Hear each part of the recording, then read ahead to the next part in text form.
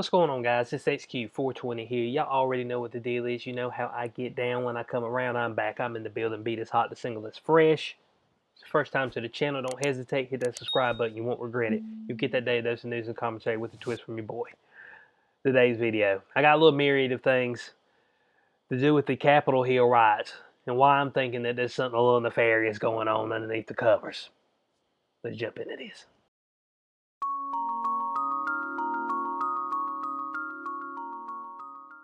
Alright, so we all know what happened the previous Wednesday with the Capitol Hill quote-unquote riots. We're all well aware of that. But the more and more I've been looking through things, there's been some strange things that's happened that ain't nobody been talking about. That's why I believe that, and this is just a belief now. This is just what I believe. I ain't no conspiracy theorist or nothing like that. I'm just going off the information given and trying to form a hypothesis. It looks like folks were wanting this stuff to go down. Because, I mean, they already had known that Trump was like, oh, yeah, come out and, we'll gather a crowd out here. Now, he didn't say come out and let's burn the Capitol to the ground and let's go in there and get us a few lawmakers while we had it. I don't remember him saying that. You know what I'm saying? But that's what they're making it out to be. But, I mean, they done straight up, was it the Deutsche Bank? They done straight up cut his account off. I said, man, you got to take your money out, but we can't even do business with your money. I'm like, man, I mean, it's that deep that y'all ain't going to take the man's money. Y'all ain't going to work with the man's money. I ain't got no problem working with BLM's money. That's all I got to say. I ain't burn every city to the ground in the United States, and it's okay because they're just a little pissed off, but I digress on that. But, of course, so they knew there was going to be a bunch of people out there.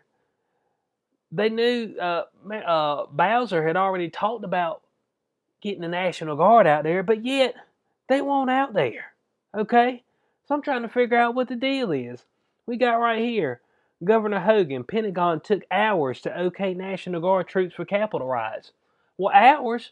Well, by the time they got out there, both the stuff was over. Man, folks kind of left on their own. I ain't gonna lie to you.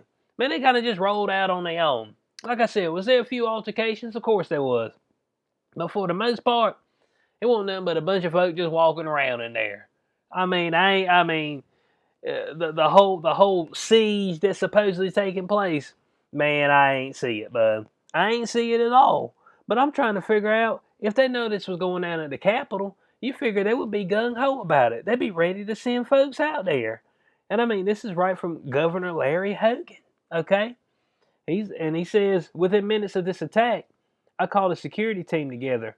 I immediately called up the National Guard and said that the Capitol was under attack. And he said, and as I was getting a call from the leaders of Congress pleading with me to get our guard into the city, he said, well, that's what he had said. But in D.C., only the Department of Defense can allow guard members from other states to move in, and permission was not granted for almost 2 hours, well after the worst of the carnage was done. Yeah, because folks were in there cleaning up by the time National Guard got there, like, hey, what's going on? I mean, we just picking up the trash out here, bud. You know, it's like, oh, all right, we'll go back home then. It's like, bud, now the stuff don't make no sense. Now, if this was the true siege, that would have been deployed immediately, okay? If somebody didn't have an idea to kind of let this happen, as we've seen from multiple footage, where they would let folks through the gates, opening the doors for people, and all of a sudden they're investigating those police officers. Yeah, I bet so. But the thing is, when they went and asked Muriel Bowser a few questions, she's kind of evasive about her preparedness. Well,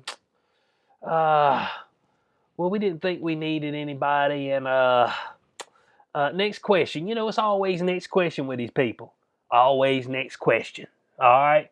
And they ain't never got no answers for you. Brother like me looking to answer too. I mean, what took you so long? You know what I'm saying? If all the lawmakers felt like their lives was on the line out there, what took you so long? You know what I'm saying? I mean, you figure you had that stuff locked down, seeing how you knew people were going to be out there. You figure you'd already have the Capitol locked all the way down to where you knew folks couldn't get in. But I guess not. And we see right here from another article that the Capitol Police turned down help from the FBI and National Guard before the seize. So they had turned down the help. It's like, man, we ain't gonna need no help out here. What we need help for? We're gonna let the folk in. I mean, that's what it looked like to me. It's like, bud, man, if I feel like something's gonna go down and I'm the leader of something, then I'm gonna have ample enough people out there to handle this current situation. But looks like they won't try to handle the current situation to me. I mean, they talk about a coup. Oh man, Trump led a coup. He led a coup. It's like, what, from the dude with the with the with the Viking helmet on, no shirt, got him in jail talking about, oh man, all I eat is organic. It's a dude, you know you in jail, right? So they're bringing him organic food. I'm like, hold on a second now. Now you mean to tell me that dude, there was some other dude looked like he had some buffalo skin on? I'm like, these are the insurrectionists. And every channel I go to, but you sit there and see them talking and be like, the insurrection. I'm like, bud, what insurrection? Was it foolish? Of course it was. But folks out there, but here's the problem: is that once you start taking away people's peaceable means to get stuff done, then all they need is just a little bit of a push, and now they out there acting a fool, and that's just what happened, and that's all it. But y'all acting like that this was the worst day in the history of America. What was it? Schumer's like, man, this was worse than Pearl Harbor. I said, Bo, you know, folk got bombed. A whole bunch of folk died. Come on now. Pearl Harbor? Man, we got to get serious. Folks out here, they equate this, oh, this is terrorist attack just like 9/11. Like 9/11. Bo, a whole lot of folk died. Come on, man. We got to do better, man. Our analogies is poor. That's all I'm saying. Now, I went through this spectrum right here. But there's some key deaths that's happened afterwards that I want to jump into. So, of course, we got the gentleman that they said died from injuries due to the riot, which I don't know that to be 100% true or not. I'm not seeing any footage of where this particular person got beat up or anything, but that's what they're telling us. Mr. Brian Sicknick, okay, of the Capitol Police. Now, what's weird about this whole situation, and of course they said he died Thursday, and that was the day after collapsing when he returned to his division office following the attack on the Capitol. And according to the Capitol Police, who said he was injured while physically engaging with protesters. Okay, that's what they telling us right here. But here's what the weird thing is that this guy right here, he was pro-Trump. He was pro-Trump, so I feel like he'd be one of the ones that be standing out of the way letting the folks walk through, like the other people would, or the other police officers did. When they just opened the doors and stood out of the way, some of them opened the gates right up, waved them right, hey, bud, this way. I mean, I'm going to let y'all in. Today's the day. I mean, if the man was all pro-Trump, that's what I'm trying to figure out right here. And then all of a sudden he shows back up to the police station and he beat up. And then he died from his injuries a day later. I'm like, hold on a second. Now they said when he was on the ventilator, they found a blood clot that went to his brain. So I don't know if they're saying he got bashed in the head. I know at one point in time somebody said something about him getting hit in the head with a fire extinguisher, but I was like, man, you feel like some of that footage would be somewhere, because folks ain't got enough sense to keep that footage off the internet. You know what I'm saying? I mean, they'll straight up quote unquote hang themselves, because I mean Facebook Live and all, man, they ready to get their 15 minutes of fame. So I'm trying to be famous today. There's no doubt. But I'm just trying to figure out how this dude was all pro-Trump and almost seemingly anti-big government. I'm gonna be honest with you. I mean, from the stuff they're saying right here, let me find a couple of quotes he had. Oh yeah, here we go. 2003 reportedly wrote that an unnecessary war was taking place, adding that with other major problems going on in this country, there is no room for blatantly partisan politics. So he was straight up against the war. Signet later wrote, I believe we should have regime change here in America. It's time to oust the arrogant oil hacks that occupy the White House. So, I mean, I don't know, he seemed like somebody who would be a Capitol Police guy. I mean, maybe he had a change of heart. That's all I'm saying. But all of a sudden, okay, so he's dead. Nobody got no footage. Just say, oh yeah, he got whooped in the crowd and he came back to the police station and fell out. And we know that's what happened. Okay, I mean, hey, all I got to go off is what y'all got. It's just a little mysterious. Then we got this gentleman right here, veteran Capitol cop, commit suicide days after the riot. Hold on a second. Officer Howard Liebinggood, okay, supposedly killed himself. I mean, ain't got no note. Ain't nobody know it previously. You know, felt like he was depressed or anything. It's just like all of a sudden it's like, yep, Bo, the Capitol riot was too much for me, so I'm gonna kill myself. It's like, hold on a second now. I mean, it doesn't make any sense at all. You know what I'm saying? Okay, so the Capitol riot happened, and it's just too much for me to bear, so I'm gonna go take myself out. No suicide note. Hey, look right here.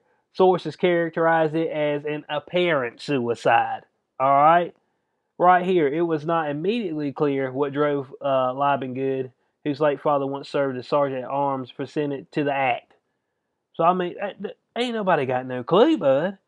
It's just all of a sudden out of the blue. I need to off myself. Well, let's go to another one. We got a Georgia man who was charged in the Capitol riot. All of a sudden, he dead. Suicide. Whole lot of suicides happening. Whole lot of folks falling out after the fact. That's all I'm saying. I'm trying to figure out what the deal is. Christopher Stanton, 53-year-old, died by suicide. From what I understand, it said he shot himself in the chest. Now, I don't know what y'all know about suicides. But look, I ain't shooting myself in the chest, man. You know what I'm saying? Bo, it's always here. It's to the temple. You know what I'm saying? And somebody was, oh yeah, he put the shotgun to his chest. I'm like, to his chest? Bo, man, he must have had the bullpup. That's all I know. Did he have the bullpup shotgun? Let me know. Would he have a Garrisar? I mean, I don't know. What's your favorite bullpup? Come on now. So you mean to tell me y'all were about to arrest this dude, okay? Or y'all had charged this guy, and then y'all get to him, he done shot himself in the chest. I mean, and the charges wanting. I mean, look at this. Unlawful entry. That's what they were charging him for. And they removed 2 semi-automatic SKS rifles. Don't nobody care about that. Who cares about what kind of rifle he had? But what they were going to charge him for, which he pled not guilty on Thursday, but it was unlawful entry. A maximum penalty of up to 180 days in jail and or $1,000 fine. That it? That's what's going to make me off myself. Up to, not saying that's what you're gonna get, or $1,000. They're probably gonna hit you with $1,000, bud. They need money. Look, Bo, I mean, the tax money ain't rolling in like it once was. So I figure they hit you with $1,000 fine myself. But this is what I'm trying to figure out. All of a sudden, all these folk falling out, killing themselves. Then nobody knows why folks were opening the doors for people. Nobody knows why my man all of a sudden decided he needed to cap Ashley Babbitt. When there's a whole group of people behind her that obviously ain't doing nothing. Nobody knows that. Nobody knows why the National Guard ain't come out. Nobody knows why the FBI won't there. Don't nobody know nothing.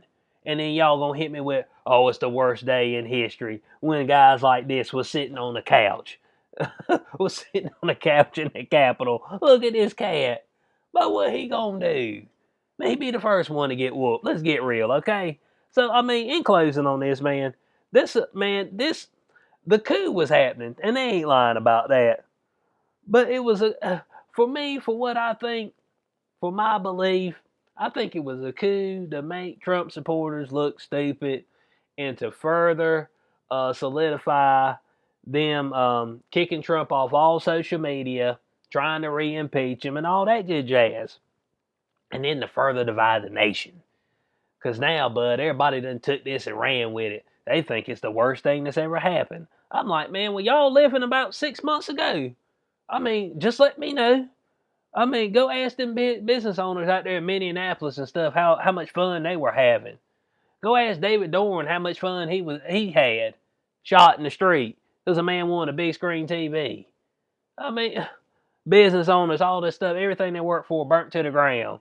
I mean, come on now. And we worried about this guy. Guys like this. Man, please. So, I want to know what y'all's thoughts are in the comment section below. There's a whole lot of this thing's shrouded in mystery. I ain't gonna lie to you. But I think it's a nefarious plot myself. And I think they pulled off what they wanted to pull off here. Further demonize anybody who's on the conservative side or who is a quote unquote Trump supporter. And then the further uh, push the entitlement of big tech as far as being able to censor people. So, wish they did. I mean, they went all out. Parler gone. I mean, Parler can't even get the site up. So, like I said, I want to know what y'all's thoughts are in the comment section below. Hope y'all enjoyed the video. If you did, you know what to do. Like, share, subscribe, click the notification bell so you know when I post in the future. I'll catch you on the next one. Peace out.